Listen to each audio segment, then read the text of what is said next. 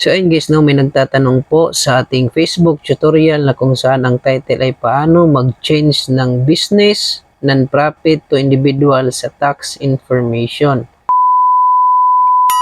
Sana all.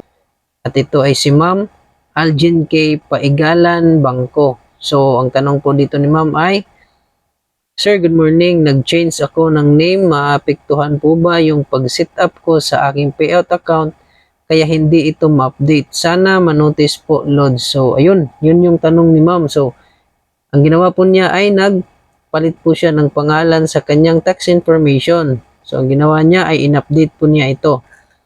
So, magkakaroon po kayo ng 5 days on hold sa inyong pag-a-update. So, sana po kung nag-update kayo ay hindi ninyo itinugma sa 13th of the month or 24 of the month kasi yan po yung cut-off ng ating sahod.